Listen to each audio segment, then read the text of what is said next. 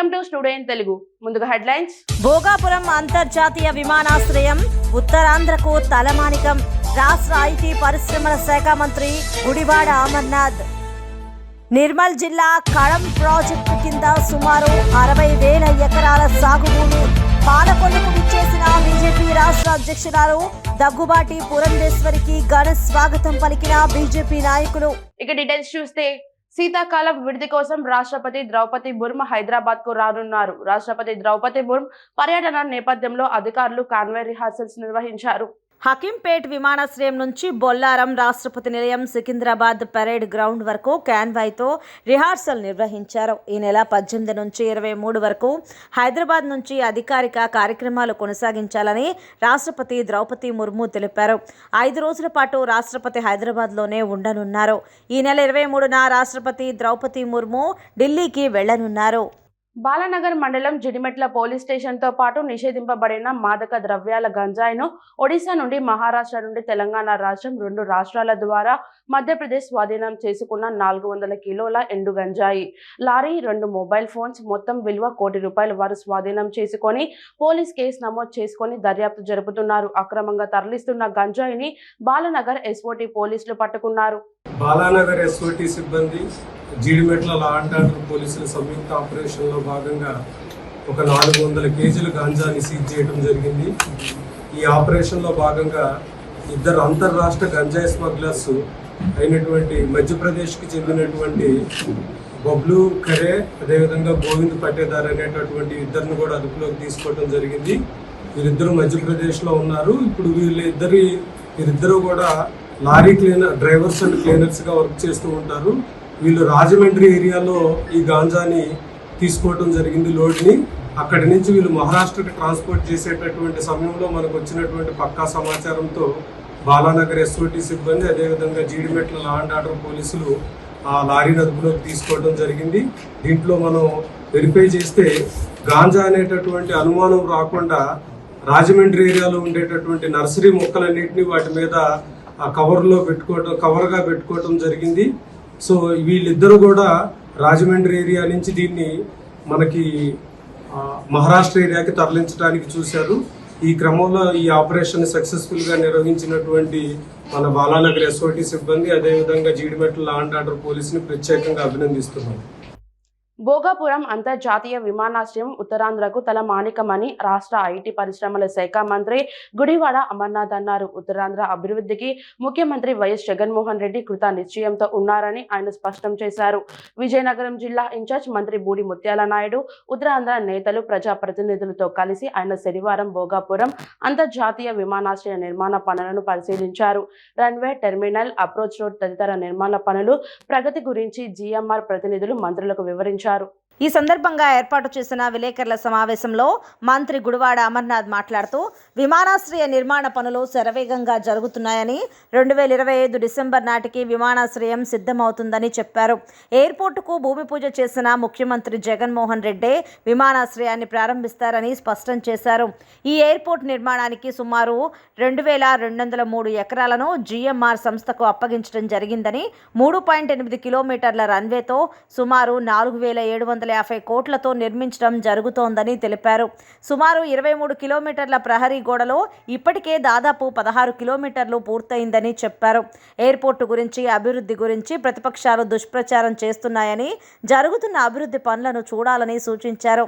కేవలం 18 నెలల్లోనే రామాయపట్నం పూర్తి చేస్తున్న ఘనత తమ ప్రభుత్వానికే దక్కిందన్నారు.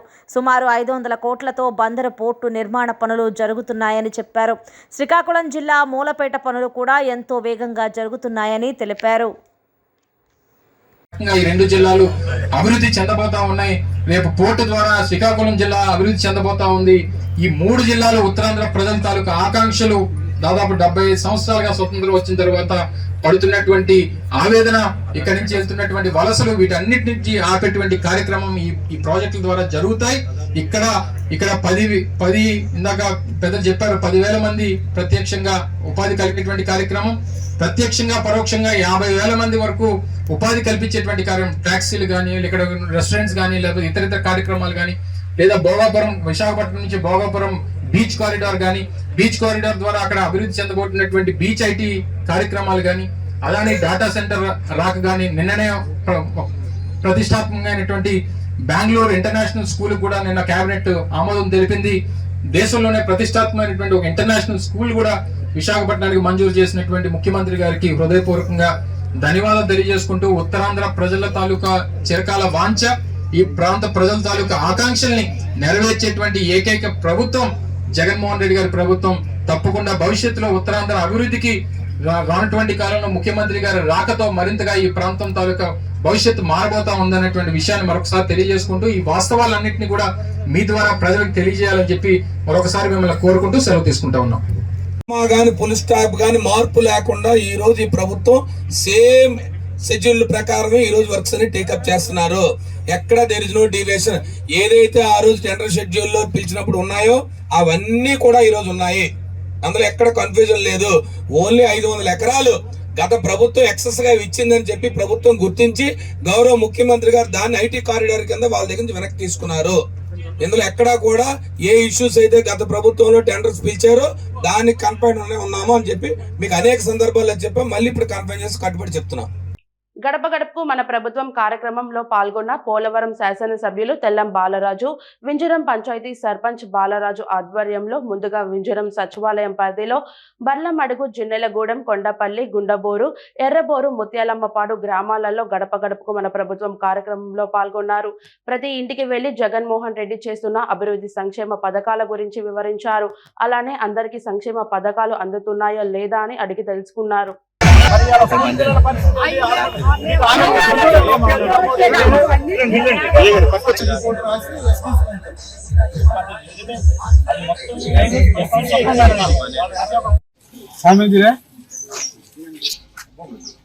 నీ ఆరోగ్యం మాకు ఇచ్చేస్తే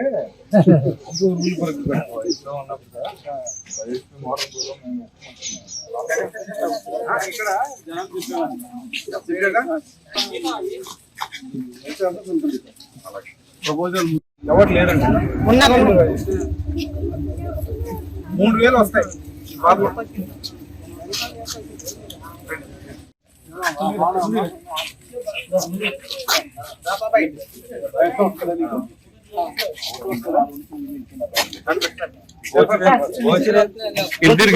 మామ 3000 స్వామీజీరే నీ ఆరోగ్యం మాకు ఇచ్చేస్తే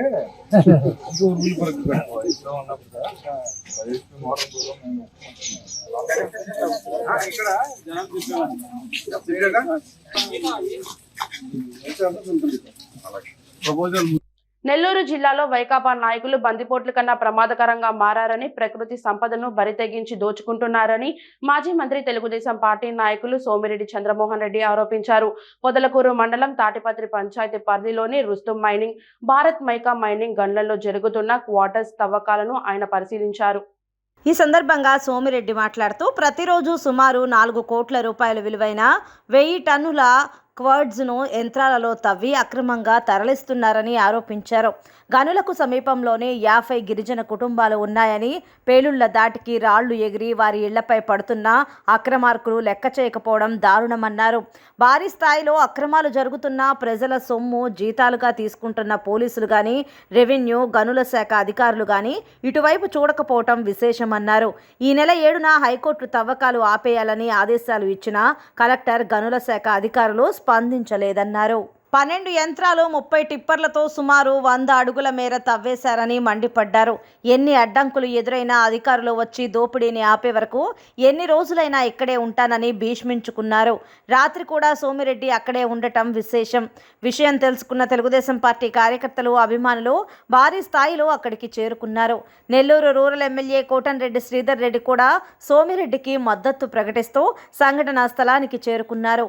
వైఎస్ఆర్ కాంగ్రెస్ పార్టీ ముఖ్య నాయకులు ఇద్దరూ కలిసి నెల్లూరు జిల్లాలోని సిలికాన్ భారీ స్థాయిలో దోచుకుని కోట్లల్లో పడగలెత్తారని ఆగ్రహం వ్యక్తం చేశారు. ఇద్దరు వైసీపీ నాయకులను A1, A2గా చేర్చాలని, వాళ్లపై కేసు నమోదు చేయాలని సోమిరెడ్డి చంద్రమోహన్ రెడ్డి డిమాండ్ చేశారు. విజయవాడ మహంకాళి అమ్మవారి టెంపుల్ ని జబర్దస్త్ అప్పారావు, సాయి, టిక్ టాక్ దుర్గారావు దర్శించుకున్నారు.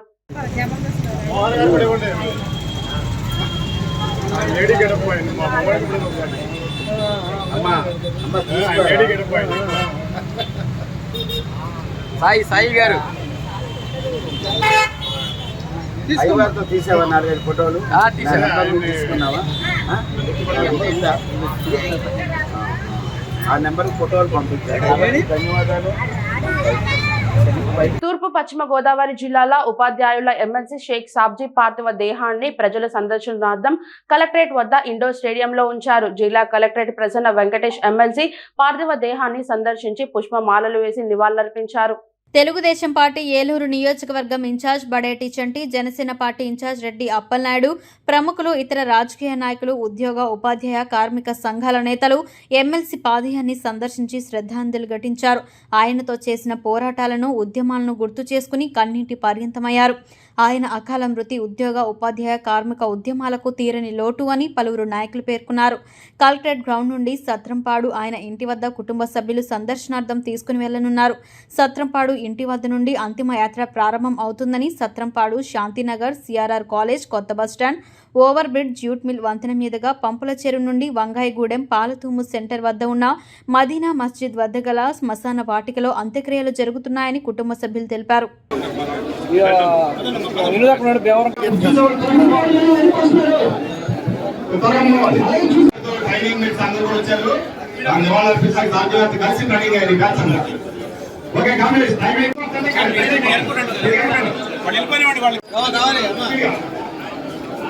ఫోన్ ఎత్తున్నారా బండి జెండా కట్టా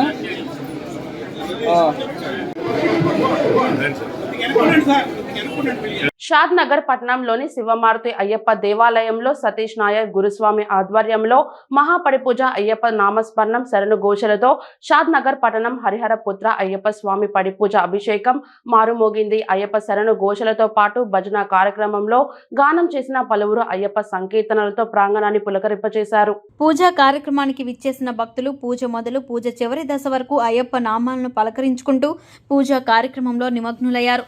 ముందుగా గణపతి పూజతో ప్రారంభమైన పడిపూజ కార్యక్రమం అయ్యప్ప స్వామివారికి పంచామృతాభిషేకంతో పాటు కుంకుమ, గంధము, పూలు, పండ్లు, నెయ్యి, పాలు, పెరుగు, తేనె, భస్మాలతో కూడినటువంటి పలు రకాల పదార్థాలతో అయ్యప్ప స్వామివారికి అభిషేకం నిర్వహించారు.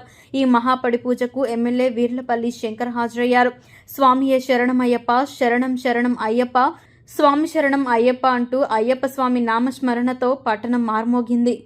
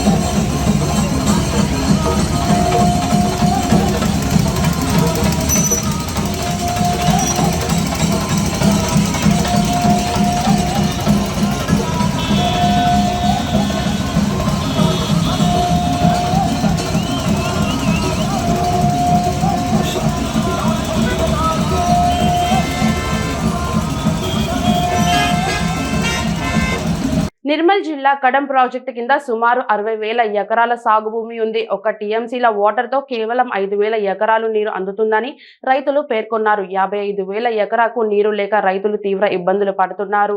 గత ప్రభుత్వం నిపుణులతో సర్వే చేసి చూపించిన ఫలితం లేదని, ఈ ప్రభుత్వం చొరవ తీసుకొని రెండో పంటకు నీరు అందించాలని అన్నదాతలు కోరుతున్నారు. కడం ప్రాజెక్టులో ఈరోజు పరిస్థితి చూసినట్టయితే కడం ప్రాజెక్టు నీటి నిల్వ శాతం 683 ఫీట్లు మాత్రమే ఉన్నది. అంటే ఒక టీఎంసీ మాత్రమే ఉన్నది. మరి కడం ప్రాజెక్టు కింద దాదాపు 60,000 ఎకరాలకు నీరు పారే అవకాశం ఉంది. మరి 60,000 ఎకరాల నీరు పారాలంటే దాదాపు 695 దాటి ఉండాలి డీరీలు. కానీ ఈరోజు 683 ఉన్నది. మరి ఇప్పుడు ప్రభుత్వం ఏదైతే ఉందో, మరి కొత్తగా వచ్చిన ప్రభుత్వం ఏదైతే ఉందో క్రాప్ హాలిడేగా ప్రకటిస్తుంది. మరి అలా ప్రకటించడం వల్ల మరి రైతులు నష్టపోయే అవకాశం ఉంది. మరి ఇప్పుడున్న నీటి వసతిని బట్టి చూస్తే 1 టీఎంసీ నీటి వసతిని బట్టి చూస్తే కేవలం 5,000 ఎకరాలు మాత్రమే నీరు పారే అవకాశం ఉంది, పంట పొలాలు చేసుకునే అవకాశం ఉంది. మరి మిగతా 55,000 ఎకరాల పంట పొలాలు ఎలాగైతే మరి సాగులోకి రావాలంటే ఇంకా నీటి వసతి ఇంకా కల్పించాల్సిన అవసరం ఉంది. మరి సదర్ మాటలు కానీ శ్రీరామ్ సాగర్ నుండి కానీ మరి నీటి వసతి తీసుకొచ్చి చేయించవచ్చు. మరి అలాంటి ప్రతిపాదన చూసుకోవాలి తప్ప మరి ఇంతకుముందు కూడా నిపుణులతోటి కమిటీ వేసిరు, నిపుణులతోటి చర్చలు కూడా వేసిరు. మరి గత ప్రభుత్వం అయితే ఏమి చేయలేదు కడెం ప్రాజెక్టుకి. మరి ఈ ప్రభుత్వం అన్నా ఈసారి ఖచ్చితంగా దాని మీద శ్రద్ధ పెట్టి మరి ఒక నిర్ణయాన్ని తీసుకొని కడెం ప్రాజెక్టును అభివృద్ధి చేసి మరి ఇక్కడ ఉన్న కడెం ప్రాజెక్టు కింద ఉన్న రైతుల్ని కాపాడాలని ఆదుకోవాలని కోరుకుంటున్నాం. అలాగే మరి ఈ క్రాప్ హాలిడే ఈ సంవత్సరం కూడా ఇప్పుడు ఈసారి క్రాప్ హాలిడే ప్రకటించకుండా మరి ఇప్పటికి ఏసంగికి కూడా మరి ఏమన్నా నీటి వసతి కల్పించి మరి రైతులను ఆదుకునే విధంగా చర్యలు తీసుకోవాలని కోరుకుంటున్నాం. ఉమ్మడి నెల్లూరు జిల్లా సూళ్లూరుపేట నియోజకవర్గం వైసీపీలో ఏర్పడ్డ వర్గపోరు కాస్త వ్యక్తిగత దాడుల వరకు దారితీసింది. వైసీపీ కేడర్ శాసనసభ్యులు కిలివేటి సంజీవయ్యకు అనుకూల వర్గం, వ్యతిరేక వర్గం అంటూ రెండుగా ఏర్పడిన విషయం తెలిసిందే. అయితే వ్యతిరేక వర్గమైన రాకేష్ రెడ్డిపై సత్యనారాయణ రెడ్డి అనుచరులు దాడికి తెగబడ్డంపై నేరుగా వైసీపీ అధిష్టానం కల్పించుకొని కేసులు మీడియాకి తెలియజేయొద్దంటూ విషయాన్ని కాస్త సద్దుమణిగేలా చర్యలు తీసుకుంది. ఈ విషయానికి వస్తే సూళ్లూరుపేట నియోజకవర్గంలో ఎమ్మెల్యే కిలివేటి సంజీవయ్యకు వ్యతిరేకంగా ఒక వర్గం అనుకూలంగా, ఒక వర్గం 2 రోజులుగా సమావేశాలు నిర్వహిస్తున్నాయి. ఈ క్రమంలో రాకేష్ రెడ్డి సంజీవయ్య బాయ్ బాయ్ అంటూ ప్రసంగించడంతో ఎమ్మెల్యే అనుకూల వర్గానికి చెందిన కామిరెడ్డి సత్యనారాయణ రెడ్డి అతని అనుచరులతో రాకేష్ రెడ్డిపై భౌతిక దాడులకు తెగబడ్డారు. సుమారు 200 మంది రాకేష్ రెడ్డి ఇంటిపై దాడి చేసి రాకేష్ రెడ్డిని కరెంట్ స్తంభానికి కట్టి పిడిగుద్దుల వర్షం కురిపించారు. పోలీస్ కూడా అక్కడికి పోయే సాహసం చేయకపోవడంతో సాక్షాత్తు ఎస్పీ పరమేశ్వర్ రెడ్డి కల్పించుకుని పోలీస్ వ్యవస్థను పంపించడంపై నియోజకవర్గంలో చర్చనీయాంశమైంది. విషయం తెలుసుకున్న వ్యతిరేక వర్గం సత్యనారాయణ రెడ్డిపై కేసు పెట్టేందుకు సమాయత్తం అవుతుండగా నేరుగా విజయసాయి రెడ్డి కల్పించుకుని సంజీవయ్య వ్యతిరేక వర్గానికి ఇది పార్టీ అంతర్గత విషయంగానే తీసుకోవాలని, పోలీస్ కేసులు గానీ మీడియాలో వార్తలు గానీ రానివద్దంటూ సద్దుమణిగేలా చేశారు. కలతూరు రామ్మోహన్ రెడ్డి దగ్గర నిర్వహించిన సమావేశంలో బిత్తిరి సతీ జాగ్రత్త అంటూ సవాల్ విసిరారు. ఏది ఏమైనా అధిష్టానం కల్పించుకుని నియోజకవర్గం పరిస్థితులను చక్కదిద్దకపోతే ఈ పరిణామాలు ఎక్కడి వరకు దారితీస్తాయో అని వైసీపీ కార్యకర్తల్లో ఆందోళన నెలకొంది. పార్టీని కార్యకర్తలు నాశనం చేస్తున్నారు సార్, కొట్టి చంపేస్తారు సార్. వీళ్ళు స్వలాభానికే తెలుగుదేశం వాళ్ళకి అమ్ముడు పోతారు, ఇంకొక ప్యాకేజీ వాళ్ళకి అమ్ముడు పోతారు. ఎవరు డబ్బులు ఇస్తే 13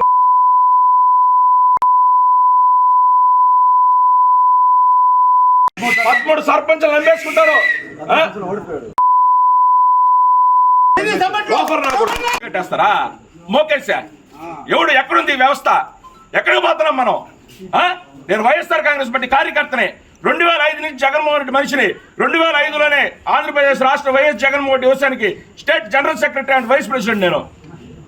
నన్ను తీసుకుని ఇంటికాడ కట్టేస్తావు సత్యనారాయణ? ఏమి నీకు చెల్లకూరులో నీ బుద్ధికి నీ మొహానికి చెల్లకూరులో ఈరోజు వైఎస్ఆర్ విగ్రహం ఉందా? నువ్వు పెద్ద నాయకుడివా? నువ్వు పెద్ద లీడర్వా? నన్ను తీసుకుని కట్టేస్తావు. ఈరోజు కూడా ఇంటికి వస్తుందా?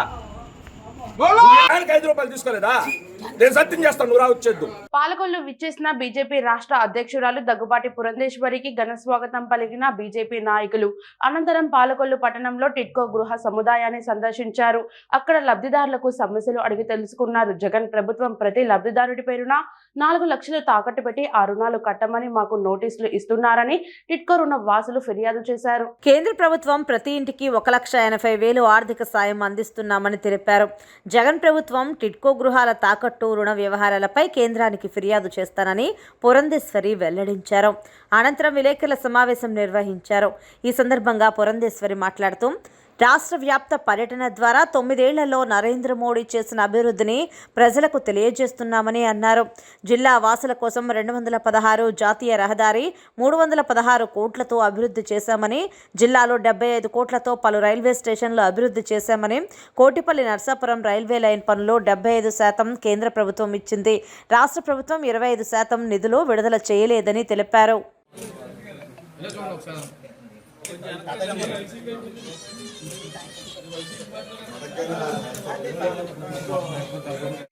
ఇప్పుడున్నటువంటి రాష్ట్రంలో ఉన్నటువంటి రాజకీయ నాయకులు కావచ్చు, పార్టీలు కావచ్చు, ఏ రకంగా ప్రజలకి కలబొల్లి మాటలు చెప్పి వారిని పక్కదోవ పట్టిస్తున్నారో మనందరికీ తెలియనటువంటి విషయం కాదు. అటువంటి కల్లబొల్లి మాటలు కాకుండా నిజంగా ప్రతి జిల్లాకి కేంద్ర ప్రభుత్వం వేలాది కోట్ల రూపాయలతోటి తమ అభివృద్ధిని ఆకాంక్షిస్తూ తమ సహకారాన్ని అందించడం జరిగింది. ఇవాళ చూసినట్లయితే ఈ జిల్లాకి, పశ్చిమ గోదావరి జిల్లాకి సంబంధించినట్లయితే జాతీయ రహదారి 216 ఏదైతే ఉందో, అంటే కత్తిపూడి నుండి ఒంగోలు మధ్య ఉన్నటువంటి ఈ జాతీయ రహదారి ద్వారా పశ్చిమ గోదావరి జిల్లాలో చించినాడ గ్రామం నుండి లోసరి గ్రామం వరకు కూడా ఉన్నటువంటి 42 కిలోమీటర్లకు గాను ఇవాళ కేంద్ర ప్రభుత్వం 316 కోట్ల రూపాయలతోటి ఈ రోడ్డు నిర్మాణం చేయటం అనేది జరిగింది. అదేవిధంగా ఉభయ గోదావరి జిల్లాల్ని కలుపుతూ, అంటే బిఆర్ అంబేద్కర్ కోనసీమ జిల్లాలో ఉన్నటువంటి దిండి సకినేపల్లి గ్రామం దగ్గర నుండి పశ్చిమ గోదావరి జిల్లాలో ఉన్నటువంటి సీతారామపురం ఈ గ్రామాలని కలుపుతూ మరి అక్కడ ఉన్నటువంటి వశిష్ఠ నదిపై బ్రిడ్జ్ నిర్మాణం కావచ్చు. అదేవిధంగా 22 కిలోమీటర్లు నర్సాపురం బైపాస్ కావచ్చు. దానికి సంబంధించి 400 కోట్ల రూపాయలు కేంద్ర ప్రభుత్వం ఇవాళ ఈ జిల్లాకి ఇవ్వటం జరిగింది. అదేవిధంగా దిగమర్రు ఆకువీడు ఈ గ్రామాల మధ్య 40 కిలోమీటర్ల పొడవునున్న NH 165 అంటే 165 నేషనల్ హైవే ఏదైతే ఉందో దాన్ని 4 లేన్ల నిర్మాణం కోసం 600 కోట్ల రూపాయలు ఇవాళ కేంద్ర ప్రభుత్వం దీనికి మంజూరు చేయడం జరిగింది. దానికి కావలసినటువంటి భూసేకరణ ఏదైతే ఉందో ఇప్పుడు జరుగుతూ ఉన్నటువంటి నేపథ్యం అది ఇక్కడ ఉన్నటువంటి వారందరికీ తెలుసు అని చెప్పి నేను భావిస్తున్నాను.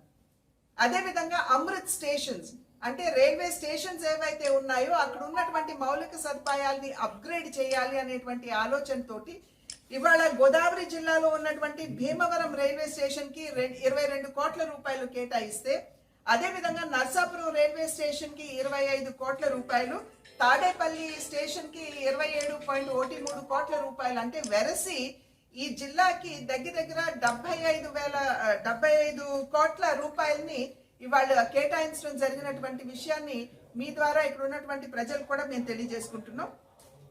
అదేవిధంగా భీమవరం, నర్సాపురం మరియు గుడివాడ భీమవరం మధ్య ఉన్నటువంటి రైల్వే లైన్ డబ్లింగ్ మరియు విద్యుత్తీకరణ ఏదైతే ఉందో 1250 కోట్ల రూపాయలు ఇవాళ కేంద్ర ప్రభుత్వం ఇచ్చినటువంటి విషయం ప్రజలందరూ కూడా గమనించాలి అని చెప్పి మేము చేస్తున్నటువంటి అభ్యర్థన.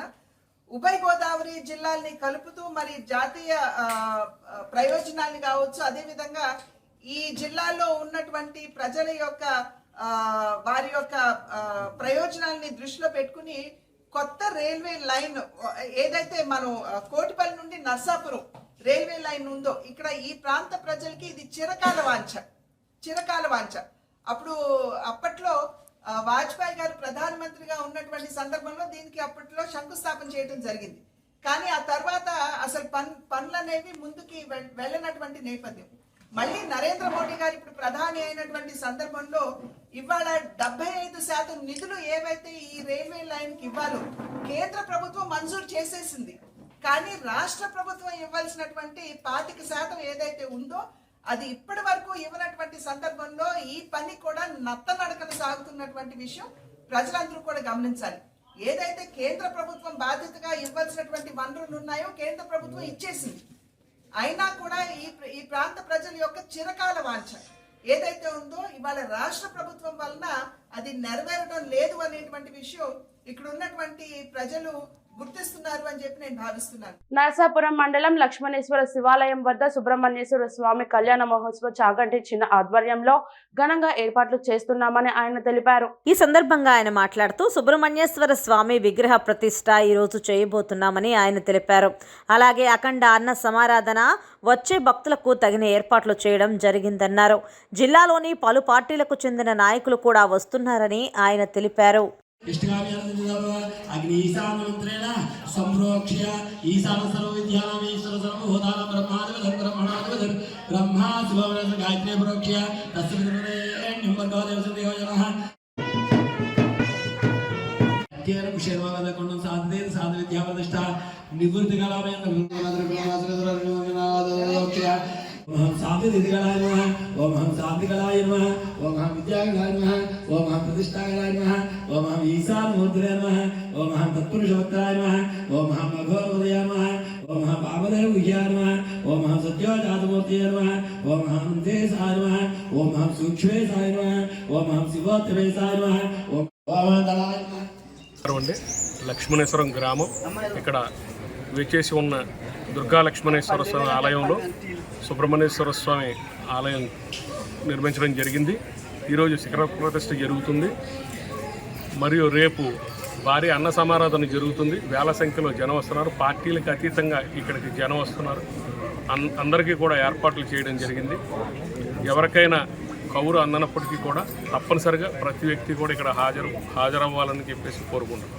అక్రమ మైనింగ్ పై మాజీ మంత్రి టీడీపీ పోలిట్ బ్యూరో సభ్యులు సోమిరెడ్డి చంద్రమోహన్ రెడ్డి చేపట్టిన సత్యాగ్రహ దీక్ష 2వ రోజైన ఆదివారం కొనసాగుతుంది. అక్రమ మైనింగ్ నిలిపేసే వరకు వెనుతిరిగేదే లేదని సత్యాగ్రహ దీక్ష ఆగదని ఆయన తేల్చి చెప్పారు.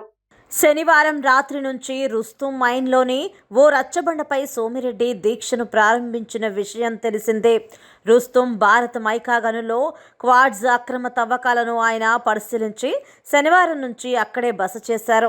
రాత్రి వేళల్లో చిమ్మ చీకట్లో దోమల నడుమ కనీస వసతులు లేకపోయినా పట్టుదలతో దీక్షను కొనసాగిస్తున్నారు.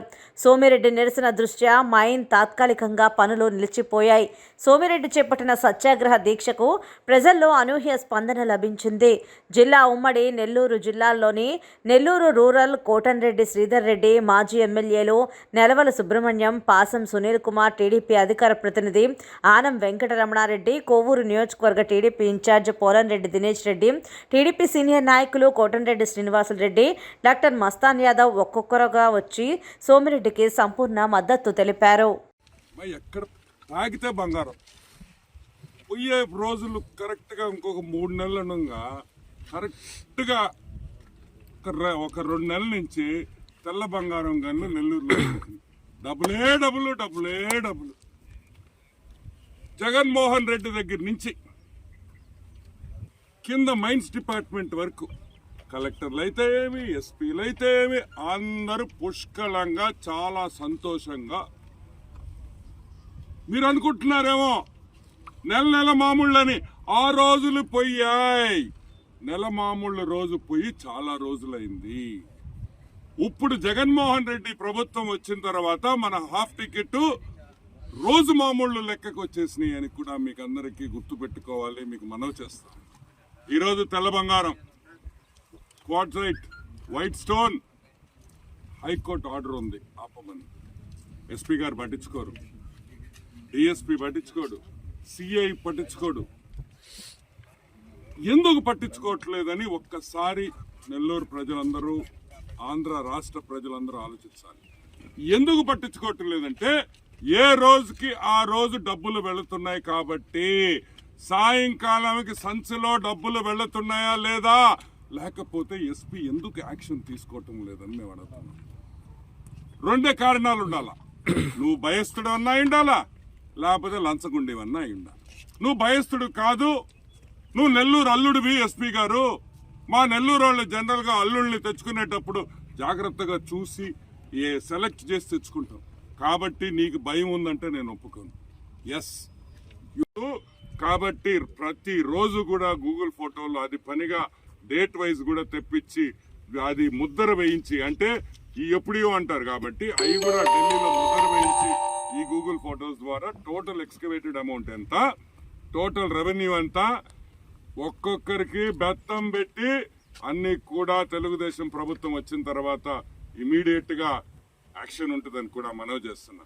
నేను అడుగుతున్నా, చంద్రమోహన్ రెడ్డి 1.5 రోజు నుంచి ఇక్కడ, నిన్నటి నుంచి ఇక్కడనే ఉన్నారు.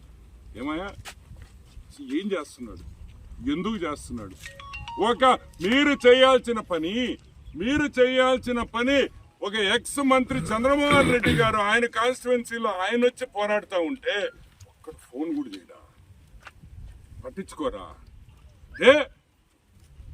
ఇంకా పాపం కలెక్టర్ బాధపడుతున్నాడేమో, బయటికి చెప్పుకోలేకున్నాడు మా కలెక్టర్. ఈరోజు డబ్బులు రాలేదే, ఈ చంద్రమోహన్ రెడ్డి అనవసరంగా వచ్చాడే, ఇబ్బంది పెడుతున్నాడే, మాకు రోజు రావాల్సిన డబ్బులు ఆగిపోయినాయే అని బాధపడుతున్నారా అని అడుగుతున్నా. ఇదేనా వ్యవస్థ? ఇదేనా తెలుగుదేశం పార్టీలు ప్రభుత్వం ఉన్నప్పుడు మీరు పనిచేశారే, ఇదే విధంగా పనిచేశారా అని మేము అడుగుతున్నాం. చంద్రబాబు నాయకత్వంలో ఇదే విధంగా పనిచేశారా కలెక్టర్లు, ఎస్పీలు? వెంట తీసేవాడు చంద్రబాబు నాయుడు ఒక్కొక్కరికి ఈ విధంగా పనిచేస్తే. కాబట్టి ప్రభుత్వం రాగానే వెంటనే యాక్షన్ ఉంటుంది. మేము ఒకటే చెప్తున్నాం, భయపడేదే లేదు, తగ్గేదే లేదు. దోపిడీ ఆగాలి.